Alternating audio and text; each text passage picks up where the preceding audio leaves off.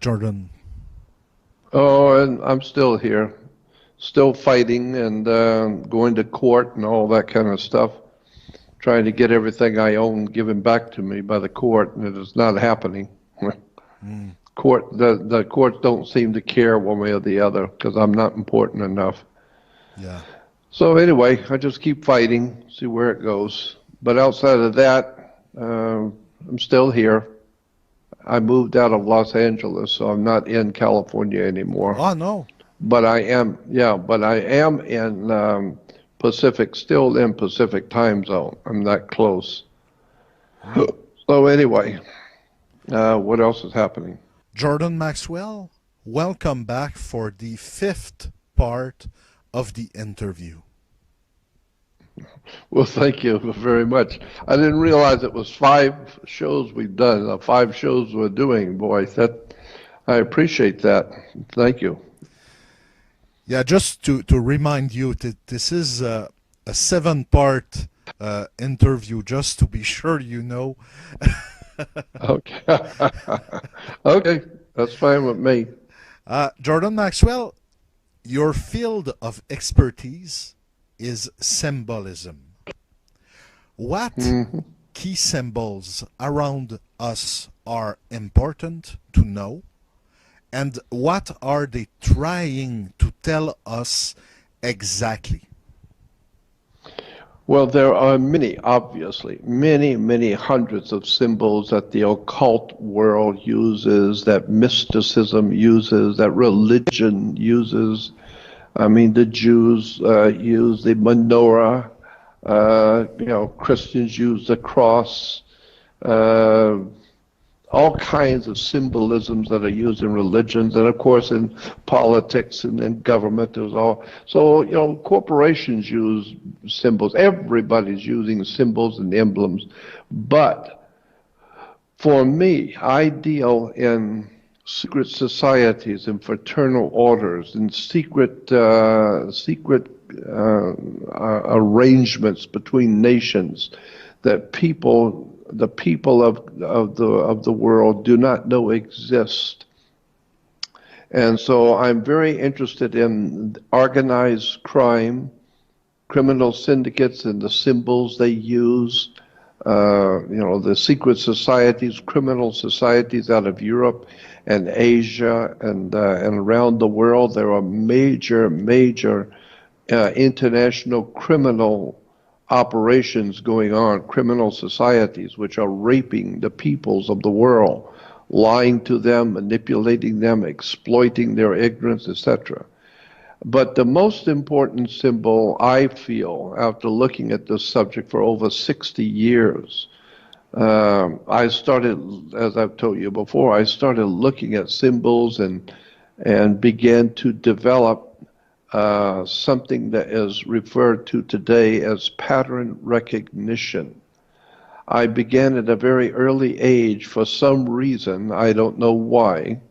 I just began at a very early age seeing patterns in things what people would say, people would do, in advertisements and what the President of the United States would say, which is the same thing that somebody in big industry would say, the same words, the same terms. And so, some 60 years ago, I became interested in pattern recognition.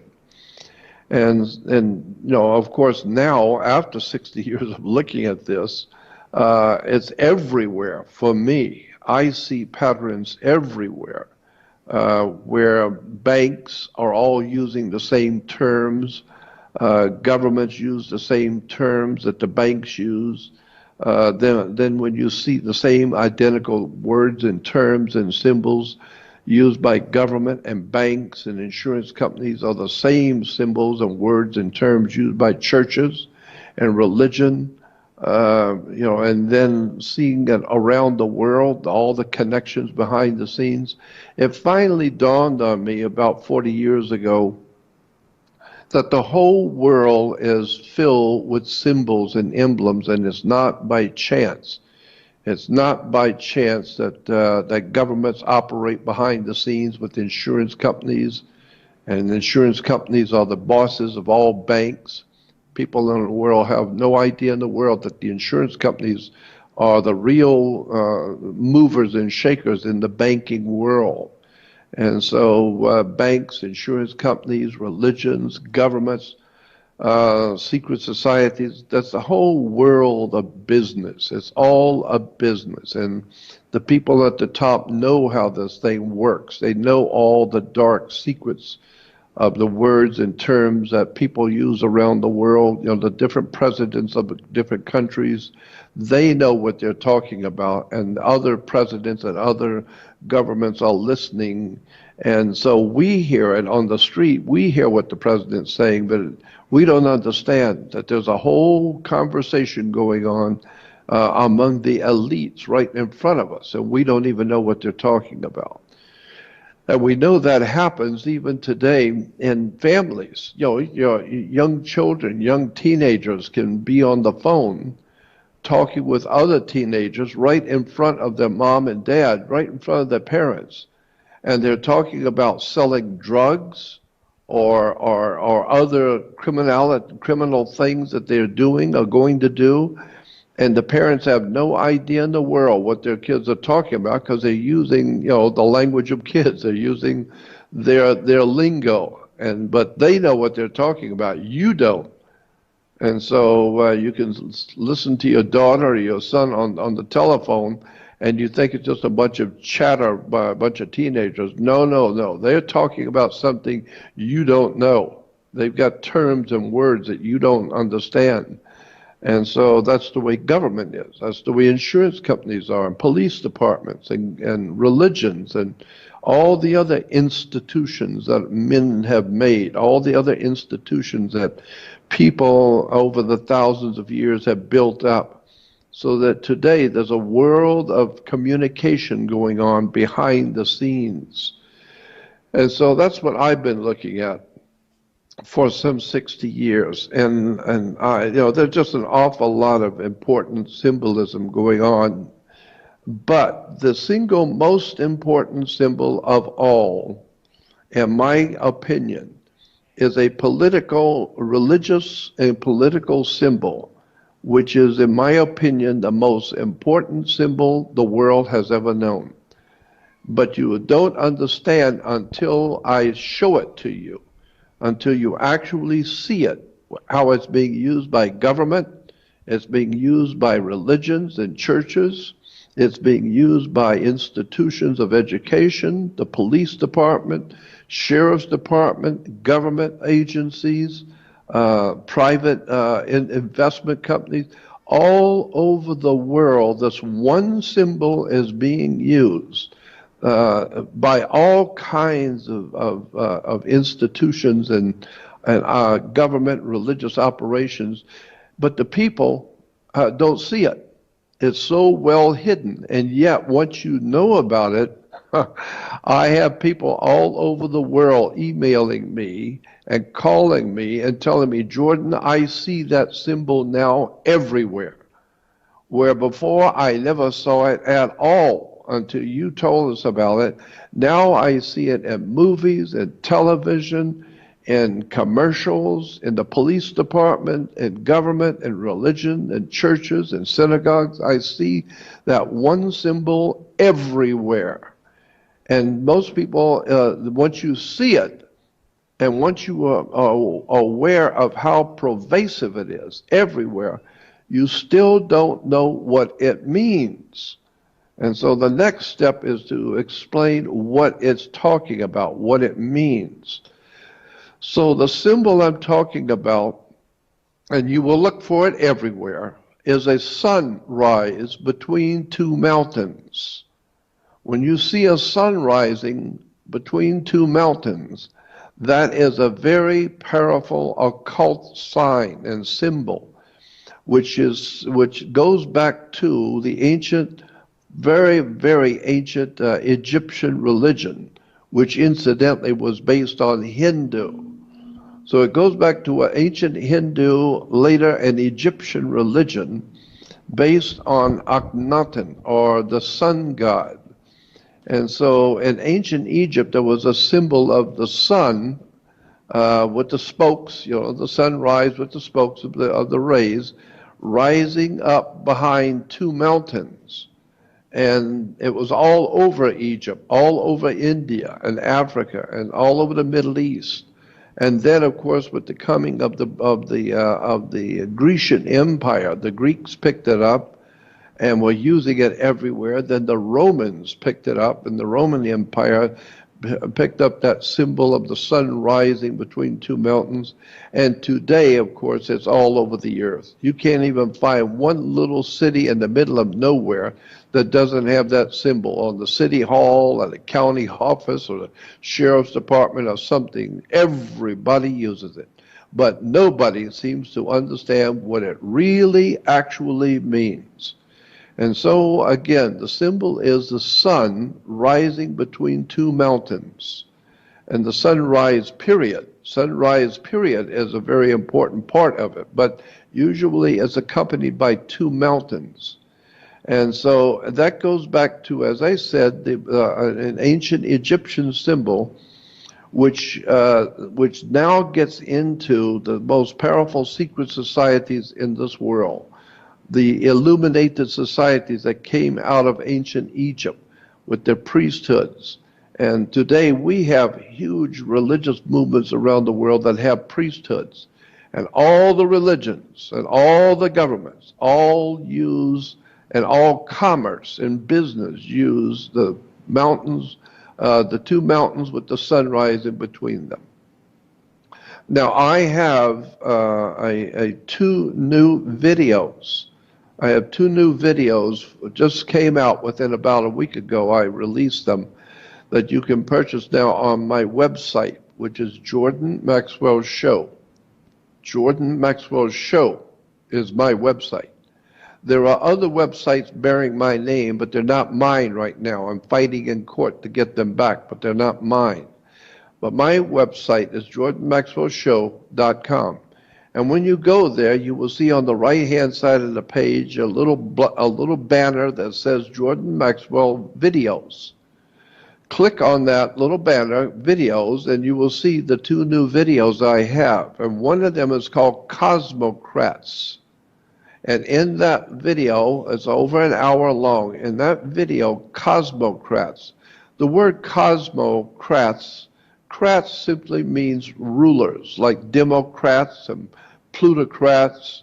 Well, crats means leaders, but cosmos means the world, like cosmocrats, and I mean cosmonauts, those who circle the world, so they're called cosmonauts.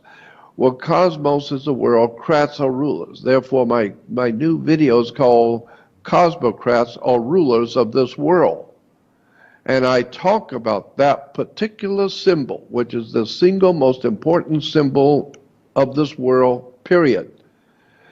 And then I show how it is used from the ancient prehistoric world to India, to Africa, to Asia, to Egypt, then into the Grecian and Roman Empire, and how it is used today everywhere in the world, and especially in America and North America, and it's everywhere. But the point being is that this video is showing you not only how many places that same identical symbol are used, but what it actually means. I go back to the reference works in ancient Egypt and show you what that symbol represents.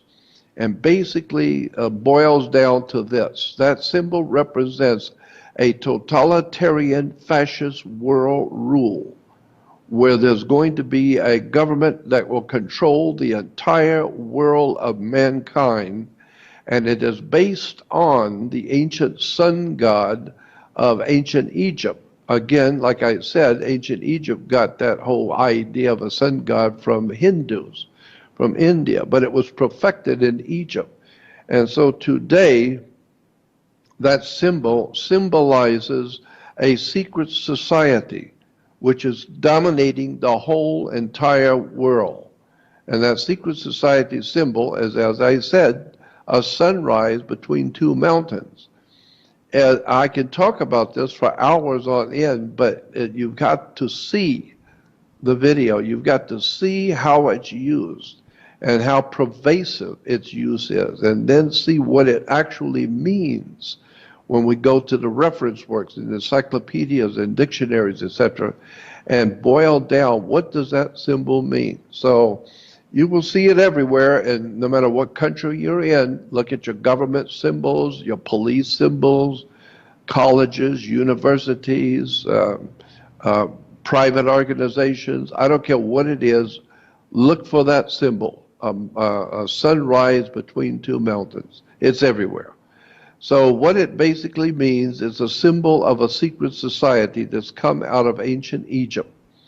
And it's the worship of the sun. It's sun worship, but it's also the symbol for a very powerful secret society that now is trying desperately to control and dominate the entire world. All peoples, races, creeds, and colors will live under this secret society that has been working for hundreds of years to dominate the world. Well, they finally got their symbol to dominate the world, but now it's up to, now the last part is to get us humans to agree to live under that symbol.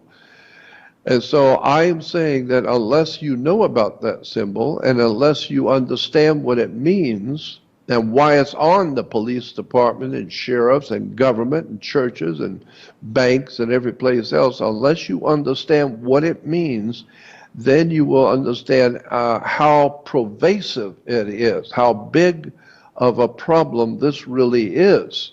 We human beings are facing an enemy which is so huge, so large, so well funded, so politically strong, that unless you understand how big this enemy is, you're never going to see how much trouble we are really in as human beings.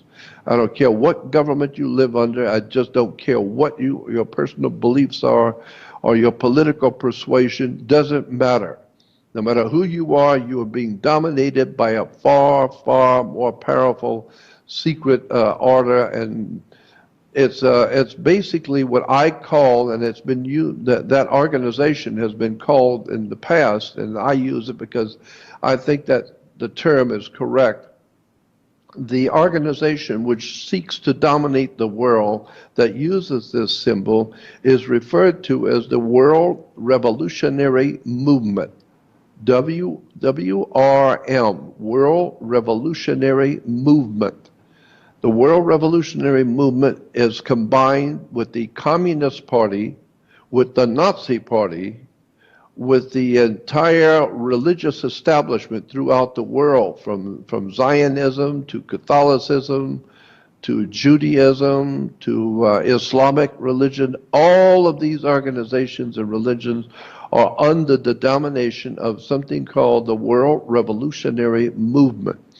And so I see this as a war between a very powerful, intelligent, well-financed, extremely brilliant master plan to control the world on one side, and we human beings out there, trying to stay alive and living from one day to the next. We are confronting that and don't even know it. We don't know who the enemy is. We don't know what his symbols mean. We don't know who they are. And so we humans on the earth are all in the same boat.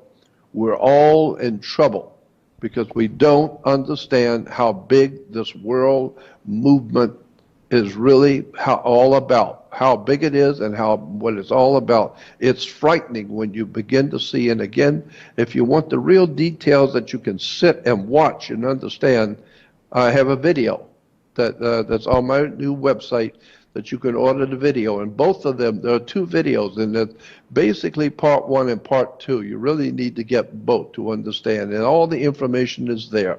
When you go on my website, you'll see Jordan Maxwell, JordanMaxwellVideos.com. Click on it and read about the two videos. It's got all the information, what it's about, what it's talking about, what the symbols are, and then you can order it if you want. So that's the most important symbol, in my opinion.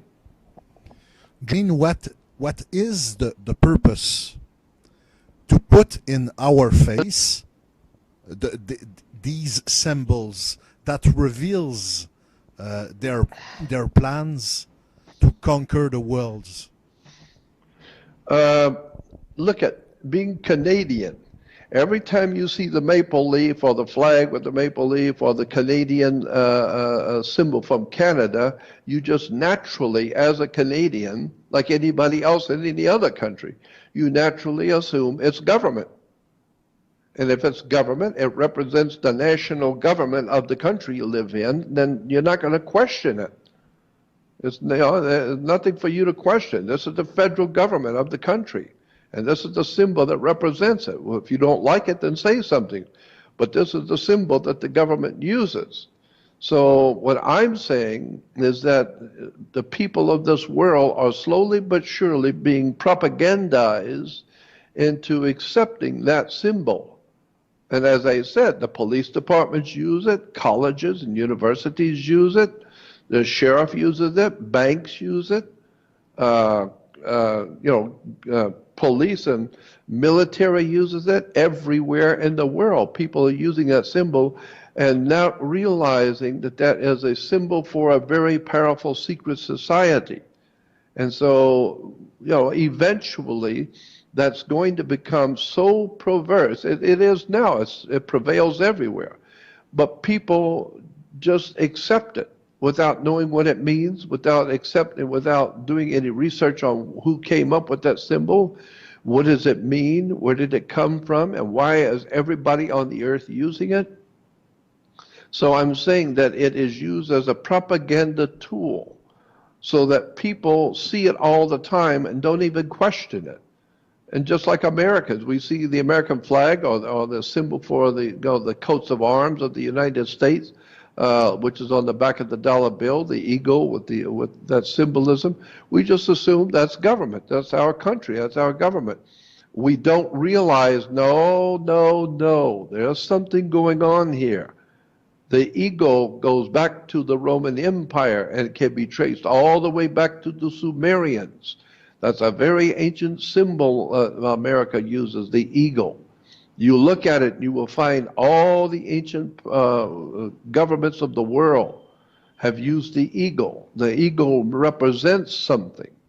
And then to have the arrows in one hand and the stripes and the stars above its head, all of these symbols are taken from things thousands of years ago that you don't even know anything about.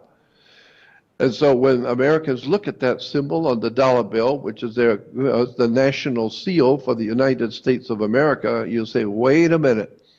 We didn't just dream that up and put that as a symbol. No, that symbol's been around, and those parts of those symbols have been around for thousands and thousands of years. And so you need to go back and start doing some real dark homework on where did our governments really come from? And where do those symbols actually come from? And then start breaking down, where these things have originated and what they mean and what do they mean about you? What are they telling you about you in the country? And what part, you have no idea in the world what you are doing in the country. The country owns you. You have to abide by laws and regulations, stipulations and permits and all of that. Why? Because there's something else going on. And that's why there are different countries, and different countries have different symbols. So I'm just saying it's a real education to wake up, to look at the symbols on your money, look at the symbols on your mail, on your stamps, look at the symbolism that's used by corporations, by police departments, by religions and churches, and especially, that's my field, is religion and churches and synagogues are using symbols that you would not believe what they really mean. So this is what I've been trying to tell people for, some 60 years now. Look at these symbols. Go to an encyclopedia and look up and see what these things mean, what these symbols on your money actually mean. Who is actually, in fact, printing your money? Who decides how much your money is worth? who is actually, in point of fact, running your government. Because it's obviously not the people. The people just do whatever the government tells them to do, and that's it. Well, the government's made up of people. Well, who are the people who are deciding how you will live? Who are these people? Nobody knows their names. Nobody knows where they are. It's just somebody is writing books. They're called law books. And so the lawyers, and if you're going to be a lawyer, you have to go to college and read the law books and study law books. And so the lawyers go to college and they study the law books so they can come out and get a work permit. Now they can go to work and make money being a lawyer. But it never occurs to anybody to ask, wait a minute, why do lawyers have to have a license? Why is it that if you're going to be a minister in a church, you have to have a license? You've got to be licensed by the government to be a minister in a church. When you're talking about God and you're talking about spiritual things, you can talk all you want if you've got a license. If you don't have a license, you're in trouble. And so you can go to jail for that, talking about God. Nobody told you you have the license to do that. Well, you can go to jail too for talking about law in a court. If you're not a lawyer, you have no right to say anything. And so we know that lawyers have to have a license. Everybody's got to have a license to do something. You can't even get married without a license. So you have a license because the government is telling you it's okay for you if you get a license. If Caesar says it's okay for you to talk about God, well, that's fine. Now you can talk because you have a license. But if you don't have a license, you can go to jail. So you better keep your mouth shut. Why do lawyers have licenses? It's because they're using law books. Lawyers use law books. That's how they do make a living. They study the law and then they go in and represent you to the law. But who wrote those law books? Who were the authors of the law books that your lawyers use? Because whoever wrote those law books has the copyright on them. And therefore, if the lawyer is going to use that law book to make money in court, that book is copyrighted. And he cannot use that copyrighted material unless he pays a fine or a fee once a year. He's got to be licensed to use that. Well, the same thing in Hollywood. If you write a play or a movie script and the studios like it and they want to make a movie about it, they can't just go out and make a movie on it because you wrote a script. They got to come to you and your lawyer and got to pay you. And they need to get a license from you, hand signed by you and your attorney, that it's all right for them to use, and that they will pay you for that license to use your name and your work and your story to make a movie out of. Why? Because you own it. They don't own it, but they're going to make a movie out of it and make a lot of money. So they have to pay you up front and get your permission. The same thing with a lawyer. The lawyer is going to use a law book to make money, but he better pay the license fee and better be licensed by the court to use that law book. And therefore, he has to pay a license every year. So, that's the same thing if you get married. You got to get a license. Why? Because you can't just go out and get married anytime you want. What's wrong with you? Marriage is considered in international language, marriage is considered a business. It's a business, and that's why you have to have a license. And when I see you with some woman one night, and I tell you the next day, that girl you were out with last night, she's bad company. Bad company? And you say, mind your own business. Business? Company? And then I find out you're going to get married, and she's going to be your partner. What are you talking about? Business, company, partner? You're talking commerce. It's a business. And if you don't think it's a business, if your business don't work out, you're not going to God, you're going to court and bring your money and your house and your car because it's just a piece of business. So all I'm saying is you need to learn how the world really works. I mean, I could talk all night about this stuff, but it's very simple. You live in a world of commerce and business. Money makes the world go round. So that's the way life is. I don't care if you're talking about God or marriage, it don't matter. It's a business. So that's it. Jordan Maxwell, have you ever go in the Vatican? Yes, I took a tour which very few people ever get to take. I took a very special tour through the Vatican. I went in the back way. I didn't go in the front way like all the other tours. I went around to the very back of the Vatican and went in the back way. And I was given a special tour of the Vatican. They wheeled me around in a wheelchair. And because at my age, I couldn't walk that distance, so they wheeled me around in a wheelchair, and I had a really incredible, well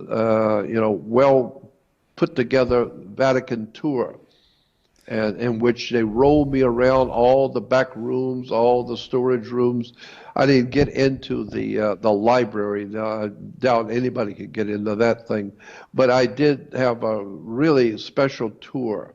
The young man who set it up for me did an incredible job and got me to go through the Vatican. I saw it all. Yeah, it's a fascinating place, boy, once you see what it really is and who's really running it. Because in the Vatican, I never go there myself physically, but there is a lot of strange pieces of art, pagan art, that have nothing to do with Christianity. Have you seen something very wrong with all these piece of arts? Yeah, that's an understatement. It's very wrong if you just know what you're looking at. Something that has always amazed me and bothered me. It's extraordinarily important, but nobody seems to know about it. When you're talking about the Vatican, then you're talking about the Catholic Church. I'm not talking about the Catholic people. I'm not talking about, my mother was a Catholic, my family were Catholics. I'm not condemning the people. I'm talking about the corporation, the company, the Vatican itself as a corporation, as an institution. I'm not talking about the people. But what has always bothered me is that something so obvious, so really in your face, obvious, nobody sees it. And that is that the Pope is wearing what he's called a mitre. The Pope's mitre is that strange looking hat the popes wear. Catholics all over the world see the Pope wearing that strange hat that we call the Pope's mitre and have no idea in the world why the Pope wears that particular strange hat. And the cardinals on occasions will wear the same kind of hat, that strange pointed hat that the Pope wears. And people all over the world who are Catholic, who are very sincere Christian Catholics, have no concept, no understanding at all what that headdress, that mitre that the Pope wears, what it means. And that's what's so extraordinary to me. When you find out what that hat represents, then I don't even know, I don't have words in English to explain how atrocious this whole subject is. When you find out what that Pope's mitre represents. The Pope is wearing that strange hat that he wears, very large pointed hat. It's called a mitre, M-I-T-E-R, the Pope's mitre. It represents the God of the Catholic Church. It represents the divine presence of God over the Pope. The Pope is beneath the mitre. The mitre represents the God of the Catholic religion. And that God, all you have to do is go to an encyclopedia and look it up, go to a reference work, or go on the web and just type in the word for the God of the Catholic Church. Now, many people think the Catholic Church is worshiping Jesus. But in point of fact, no, that's not true. That's what you think it's doing. But that Pope's mitre does not represent Jesus. It represents the God of the Catholic Church, and that God's term, the name of that God is Dagon. D-A-G-O-N, Dagon. And to all Catholics and anybody interested, go to a library, go on the web, go to a reference work, get a book on religious symbols and look up the word. You can do it on the web very easily. Look up Dagon, D-A-G-O-N, Dagon. Dagon is the god of the Catholic Church. It was a fish god. It was a fish god that came out of the sea. And the ancient Phoenicians and Canaanites called him Anus, or Onis, O-N-E, Onis, O-N, Onis. But the Romans called him Dagon. Dagon and Onis is the same god. A god that came out of the ocean. It was a fish god. And it goes back to the ancient Phoenicians and Canaanites and Philistines were worshiping a pagan god from the ocean called Dagon. And it was a pagan god from the old ancient Phoenician Canaanites. Today, that Dagon worship is called the Roman Catholic Church. And it has nothing to do with any man called Jesus or any belief system called Christianity. It's the old Roman religion worship of Dagon, because in the ancient Roman Empire, before Christianity, the ancient Romans, like the ancient Greeks and all the Babylonians and Sumerians and all the other ancient cultures in the ancient Middle East, all of those ancient cultures worshiped Dagon. And so today, it is still the worship of Dagon in the Roman Catholic Church. And that's why I am amazed how many people go to church or see the Pope and they're out there crying and shouting and jumping around for joy when they see the Pope come through. Everyone is like they're seeing Santa Claus or Elvis Presley. Everybody's jumping around, and it's such a holy occasion seeing the Holy Father, and never realize for a moment the Pope represents Dagon, D-A-G-O-N, Dagon, the fish god of the Phoenicians and the ancient Phoenician culture. The Philistines worshiped Dagon. The ancient peoples called him Anis or Dagon. Go in the dictionary and look it up, and you will see 3,000 to 5,000 years ago, in the reference books, in the encyclopedias, look up Dagon, and you will see that, say, 5,000 years ago, the priests of Dagon were wearing the same identical hat that the Pope wears today, the same identical headdress, the same identical clothing. The words are identical. So Catholicism has nothing to do whatsoever with Christianity. It's merely a cover. It's merely a cover for the ancient Roman religion, and that's why today the word Catholic is a Latin word, Catholic, which simply means universal. Anything which is universal and all over the world at the same time is referred to in Latin as Catholic. Catholic is not the name of a religion. It's a word which means universal. So therefore, air is Catholic because air is everywhere. Water is Catholic because water is everywhere. Human beings, man and woman, are Catholic because man and woman is all over the earth. Stupidity is called Catholic because stupidity is all over the world. So the point I'm making is that Catholic simply means universal, all over the world. And that's why 2,000 years ago, the Roman Empire ruled all of the Mediterranean. It ruled most of Europe, Britannia, and today it rules America and Canada with an iron fist. So that's why we call the worship of Dagon the Roman Catholic Church. The Catholic means universal, and Rome is universal. It's all over the world. So the Roman Catholic religion is not Christian. It's the worship of the ancient Roman god Dagon, D-A-G-O-N. Go get the reference books and read for yourself. Jordan Maxwell, recently Hollywood have adapted from a novel of Dan Brown, Inferno, with Tom Hanks. What do you think about Dan Brown? Because in his books, he plays with symbols and conspiracies.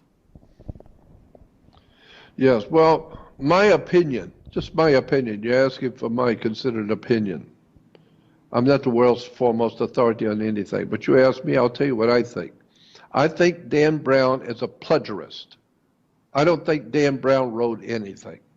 I think he's a liar and has stolen the whole story from the original people who did the original story that he got it from.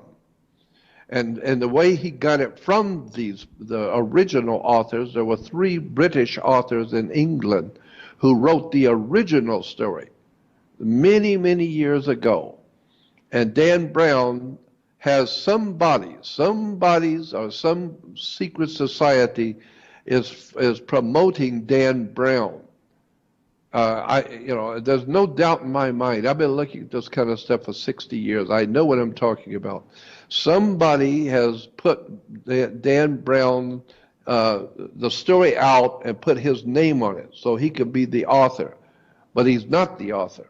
The author of that whole story that Tom Hanks was in, those authors were 3 British authors back in the BBC in England many years ago. They wrote a book called Holy Blood, Holy Grail. Get the book. It's everywhere. You can order it today. Holy Blood, Holy Grail. And the 3 authors are Bagent, Lee, and Lincoln, 3 authors who worked for the BBC in England. And they wrote a television show, a documentary on the Holy Blood, Holy Grail. In other words, Jesus' blood was holy. And the cup of the Christ, when he gave the cup to drink from, was called the cup of the Grail. And so they were saying that the holy cup is connected to the holy blood of holy Jesus. Jesus is holy, and the blood and the cup were holy because of that. So the cup and the blood are called the Holy Blood, Holy Grail. So when you read that, it's the same identical story that Dan Brown talks about in his movie, which tells me Dan Brown didn't write anything. Dan Brown stole that story from Bagent, Lee, and Lincoln. And they went to court many years ago. Most people don't know that. Bagent, Lee, and Lincoln went to court to establish. They wrote that research. They wrote that story. And Dan Brown won in court. Why? Because he was being financed, organized, directed, and protected by a very powerful, dark, secret society. So that's why when I see Dan Brown, I think of him as nothing more than a front for a very powerful, dark, secret society operating in Europe that we don't know anything about. And they are the ones who gave him the money and promoted him and made sure that he looks like the big, great author of the movie, the Dan Brown. When in point of fact, I don't believe Dan Brown wrote anything. I think Bagent, Lee, and Lincoln were right when they sued because he stole the story from them. There's nothing of any legitimate value in Dan Brown or his story. It's nothing more than plagiarism in your face. So go back and get the book Holy Blood, Holy Grail by the 3 authors, Bagent, Lee, and Lincoln. Back in 1980 or 81, they wrote the story that Dan Brown makes into a movie. Dan Brown should be sued and chased out of town for plagiarizing and stealing other people's work. That's what I think of him. I don't have any respect for him whatsoever, and I don't have any respect for the secret societies and the bankers who financed him and financed the books so that he could put the book out, which lends credence now to the secret societies and what they're doing. They wanted that story out to promote themselves. I know what's going on. I've been looking at this subject for many years. So when it comes to Dan Brown and his book, I don't have any respect for him whatsoever. None. I think he's a liar and a plagiarized, and the people who financed him and organized him and made the movie about him are equally as corrupt as he is. That's my feeling about Dan Brown. I don't like him, and I don't like anything he stands for. I prefer being honest and go back to the people who really wrote the book back in 1980, probably before Dan Brown was in high school. The real masters of this subject are Bajent Lee and Lincoln. Go back and get all of their books. They had about 7 books on this one subject. The very first one was Holy Blood, Holy Grail, but there's about 6 more fascinating books where they document all kinds of things about Jesus and the ancient Masonic orders and the Vatican and all the dark stuff going on in the Vatican. That's a whole story. So that's what I think about Dan Brown. Not much. Once more, thank you for your presence to the show, and we will see you very soon for, I hope, the sixth part of the interview. Yes, thank you, Peter and Pierre, and I appreciate being on the show with you. There's so much more to talk about, but go to my website, Jordan Maxwell Show, and join my research society. It's a whole different website I've got on my original website, Jordan Maxwell Show. I've got a second website called Research Society, in which I'm uploading all of my research over the years, all the dark stuff that people don't know, that have never been told. It's a whole website. You can join it, and it's on my website. It's called Research Society, and you'll find a lot of stuff on there you've never heard before. And again, thank you for having me on. Jordan Maxwell, it's always a great pleasure to listen to you. And I forgot to tell you a good year 2017. I hope so. And I hope United States with Donald Trump will not go so bad. So.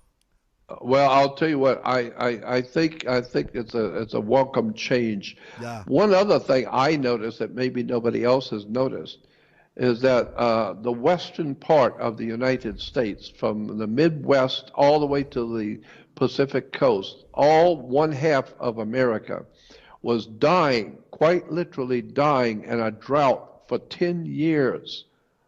There was no rain, no snow, and the mountains. So can you imagine 100 million people, 100 million people with no water, no rain, which means there's no food, you can't grow crops, you can't take a shower, you have no water to drink, and you got millions of people with no water?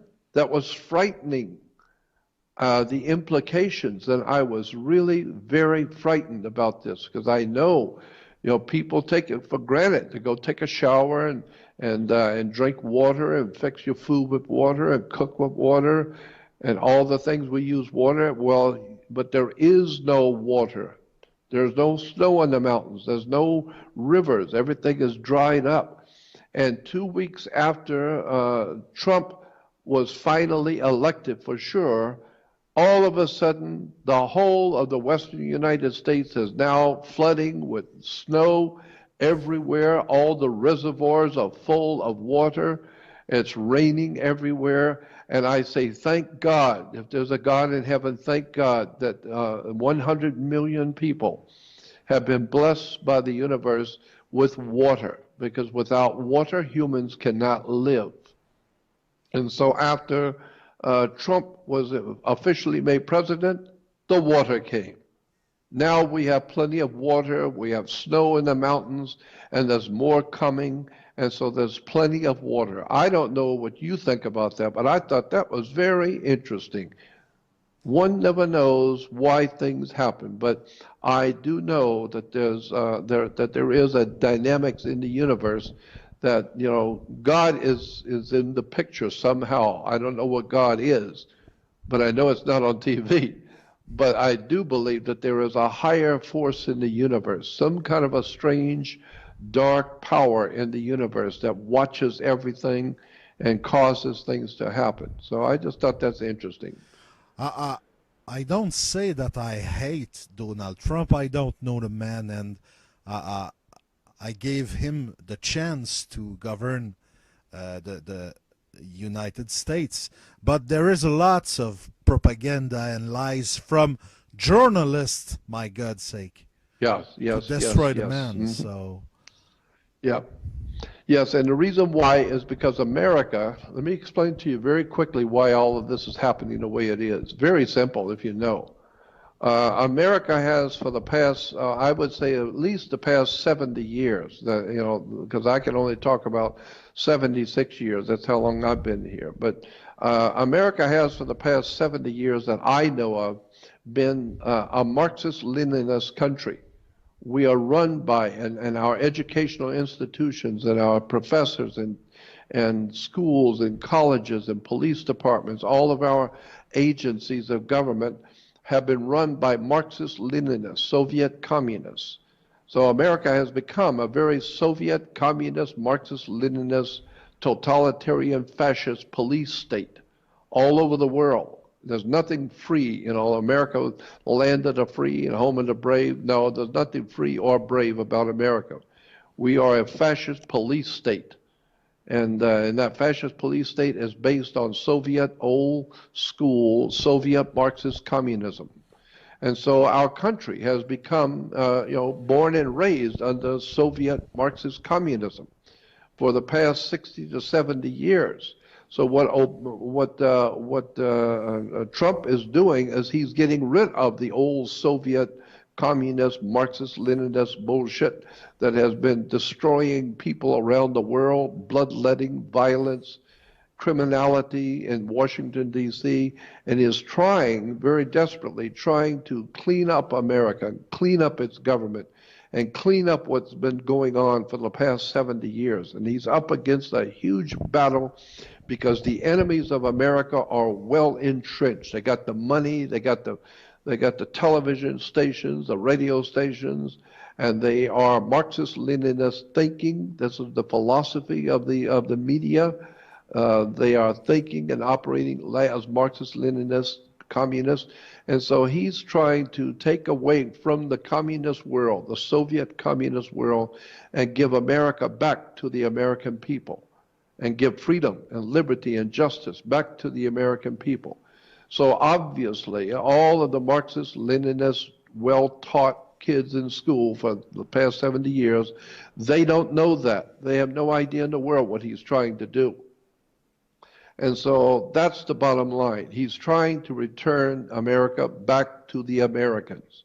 yeah. Go back to what America was supposed to be, a land of the free, home of the brave, with liberty and justice and honor and decency, instead of the Marxist-Leninist drug-running, alcoholism, wars and crap and fighting and bloodshed all over the world. That's what America really is, and he's trying to change that. So I don't vote for anybody. I'm amoral. I am apolitical. I don't care about politics, but I know what's going on. He's trying to reestablish America in a country that is crawling with Marxist, Leninist, Soviet communists, fascists, Nazis, all kinds of subversive organizations, international bankers who are paying for people to die.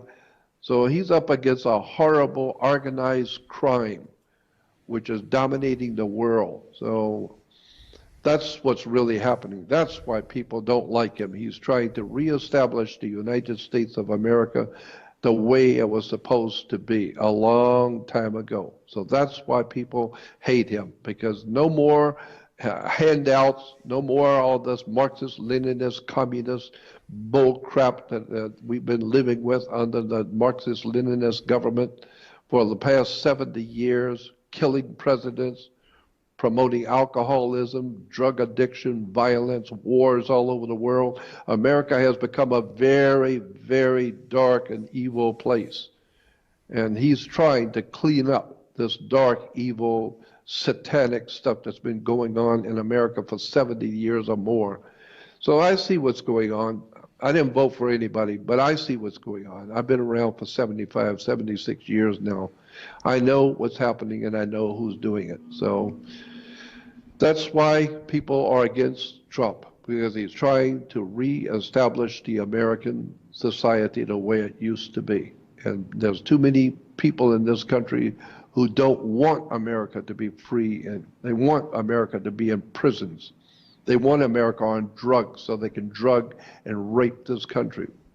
So that's why there's so much drugs and alcoholism going on in America, because there are people who want America drugged and drunk on alcohol and entertained with ball games and basketball and football and all the ball games, so that they don't know. The Americans will never, ever suspect how they're being overthrown and their country is being destroyed. Europe has got the same problem today. So I know what's going on. I know who these people are. And keep in mind, all communist countries, keeping this in mind, all communist countries are called democratic countries. The People's Democratic Republic of China, the People's Democratic Republic of North Korea, the People's Democratic Republic of Cuba. All communist countries are called democratic. Keep that in mind. Democrat means communism. Marxist, Leninist, Soviet communism. We call today Democrat. So today, all over America, we have Democrats who are nothing more than useful idiots and people who are following the Marxist Leninist philosophy of the old Soviet Union and don't even know it, because they're too ignorant and too ill-informed and too full of beer watching their ball games to understand what the real tune is really all about. So it's a cultural war between free people fighting a terrible, terrible problem called democracy. America was never a democracy. It was a constitutional republic. So go back and do some homework on that, and you'll see why why Trump is getting so much flack, because he's trying to reestablish America the way it was founded. So that's the name of that too. Jordan Maxwell, thank you for this brilliant commentary, and see you next time for the sixth part of the interview. Okay, thank you very much again, Pierre. Good night. Bye.